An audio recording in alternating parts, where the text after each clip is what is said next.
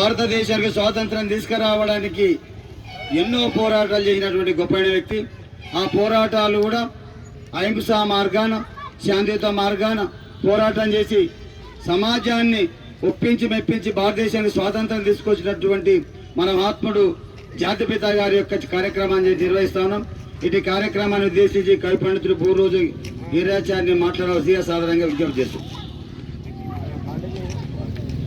ఈరోజు భారతదేశంలో మహాత్ముడుగా, జాతిపితగా, స్వాతంత్ర సమరంలో అగ్రగణ్యుడుగా పేరుగాంచిన మహాత్మా గాంధీ గారి జయంతి కార్యక్రమాన్ని నిర్వహిస్తున్న ప్రియమిత్రులు రాజారాం ప్రకాష్ సార్ గారు మరియు వనపర్తి ఎస్సీ ఎస్టీ మ్యాన్టరింగ్ సభ్యుడు గంధం నాగరాజు గారు, వనపర్తి ఆర్యవైశ్య సంఘ పెద్దలు యాదగిరి, వెంకటస్వామి, పాండు, సీను, రవి అందరికీ స్వాగతం పలుకుతూ, అలాగే వాల్మీకి సంఘ నాయకుడు మండల దేవన్న నాయుడు మరియు విశ్వబ్రాహ్మణ సంఘ నాయకుడు వేణుగోపాలాచారి, రాణా ప్రతాప్ సింగ్, తర్వాత బాలమీయ ఇక్కడికి విచ్చేసిన అందరికీ, ప్రభుత్వ ఉపాధ్యాయుడు యేసఫ్ గారు అందరికీ స్వాగతం పలుకుతూ, గాంధీ చరిత్ర ఈ దేశంలో సువర్ణ అక్షరాలతో ఆ రోజుల్లోనే లిఖించబడ్డది.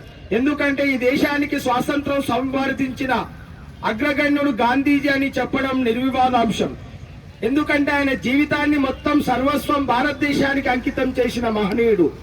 అటువంటి గాంధీ గారు 1869 అక్టోబర్ 2న జన్మించి 1948 జనవరి 30న ఒక దుండగుడిచే కాల్చబడతాడు.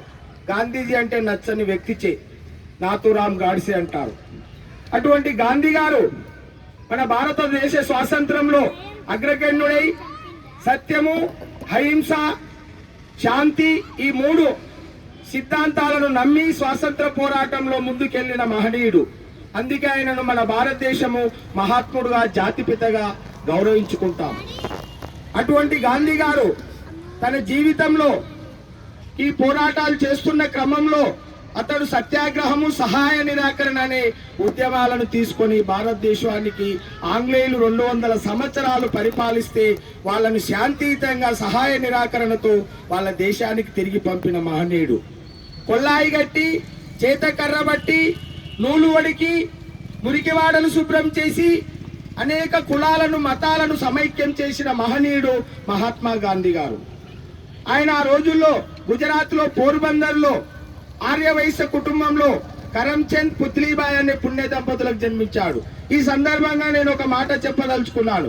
ఆ రోజుల్లో ఆగామి కాలజ్ఞానకర్త విశ్వకర్మ వీరబ్రహ్మం గారు కూడా తన కాలజ్ఞానంలో ముందే గాంధీ పుట్టక ముందే చెప్పాడు, గుజరాత్ లో గాంధీ పుడతాడు, స్వాతంత్రం సాధిస్తాడని.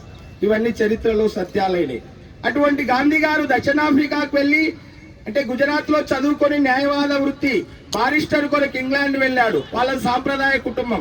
వాళ్ళ తల్లికి 3 ప్రమాణాలు చేశాడు. ఎందుకంటే పాశ్చాత్య దేశము అని ఏంటంటే మద్యము, మాంసము, మగువను ముట్టుకోనని చెప్పి ప్రమాణం చేసి ఇంగ్లాండ్ లో బారిస్టర్ చదివి ఇండియాకు వచ్చి ఇక్కడ కొంతకాలం ఉండి దక్షిణాఫ్రికాకు వెళ్లి అక్కడ న్యాయవాద వృత్తిని చేపట్టి అక్కడ ఉన్న జాతి వివక్షతను చూసి మళ్ళీ 15 సంవత్సరాల తర్వాత భారతదేశానికి వచ్చి స్వాతంత్ర సమరం, అప్పుడు కాంగ్రెస్ పార్టీలో చేరి గోపాలకృష్ణ గోఖలే సహచర్యంతో స్వాతంత్ర ఉద్యమంలో దుంకి ఆయనతో వివిధ ఉద్యమాల్లో పాల్గొన్నాడు. ఆయన సత్య శోధన, దాన్నే మై ఎక్స్పెరిమెంట్ విత్ ట్రూత్, సత్యాన్నే నమ్ముకొని ఆయన బయోగ్రఫీ అంటారు. మై ఎక్స్పెరిమెంట్ విత్ ట్రూత్ అంటే సత్యమే నిజము, సత్య శోధన అని సత్యాన్ని నమ్మి తన చరిత్రను తానే రాసుకున్న మహనీయుడు. ఈ విధంగా భారతదేశ స్వాతంత్ర సమరంలో నెహ్రూతో, గోపాలకృష్ణ గోఖలేతో, సర్దార్ వల్లభాయ్ పటేల్ అనేక మంది అతివాదులు, మితవాదులతో కలిసి పనిచేసి సహాయ నిరాకరణ, తర్వాత రౌలత్ చట్టము, శాసనోల్లంఘన, దండి సత్యాగ్రహం, ఉప్పు సత్యాగ్రహం, క్విట్ ఇండియా అనేక ఉద్యమాల్లో, చంపారణ్, తర్వాత చౌరా చౌరీ సంఘటనలు, ఎన్నో స్వాతంత్ర ఉద్యమంలో అనేక ఘట్టాల్లో గాంధీ పాత్ర ఉంది. ఒకసారి దండి సత్యాగ్రహంలో 400 కిలోమీటర్లు ప్రజలను సమైక్యపరిచి జైళ్లు నిండిపోతాయి. అంత గొప్ప ఉప్పు మీద, మన ఉప్పు మీద వాడేవాడు పన్నేయడానికని దండి సత్యాగ్రహాన్ని చేసిన మహనీయుడు గాంధీ గారు. తర్వాత క్విట్ ఇండియా, చోడో భారత్ అంటే భారతదేశాన్ని వదిలిపోండి. తర్వాత కరో యా మరో అంటే చావండి, చేయండి చావండి, చేస్తాం చస్తాం, డూ ఆర్ డై, ఇట్లా ప్రజలకు సిద్ధాంతం ఇచ్చి అంటే తన నినాదం ఇచ్చి భారతదేశం కొరకు ఆంగ్లేయుల పరిపాలన మన దేశాన్ని దోస్తున్నారు, పోరాడండి అని అందరికీ సందేశం ఇచ్చిన మహనీయుడు మహాత్మా గాంధీ గారు. ఈ విధంగా ఆయన పోరాటాలు చేస్తూ 1947 ఆగస్టు 15 భారతదేశానికి గాంధీజీ అగ్ర నాయకత్వాన స్వాతంత్రాన్ని సంపాదించుకున్నాం. CNN సర్వేలో 20వ శతాబ్దపు అత్యంత ప్రముఖ వ్యక్తుల్లో మహాత్మా గాంధీ గారు ఒకరు. తర్వాత స్వాతంత్రం సిద్ధించిన తర్వాత అంటే రెండు దేశాలు పాకిస్తాన్ ఇండియా విభజిస్తున్న సమయంలో కొందరికి ఈయన సిద్ధాంతాలు నచ్చక ఆయన బిర్లా మందిర్లో ఢిల్లీలో ప్రార్థనకు వెళ్లి ఆయన భగవద్గీతను అవపోషణ పట్టాడు. హిందూ గ్రంథం ఎప్పుడు ఆయన చేతిలో భగవద్గీత ఉంటుంది కనుక ఆయనను ప్రార్థన నుంచి తిరిగి వస్తుంటే నాథూరామ్ అనే గాడ్సే అనే వ్యక్తి తుపాకీతో కాల్చి చంపేటప్పుడు హే రామ్ అని నినదించి మరణించిన మహాత్ముడు గాంధీ గారు.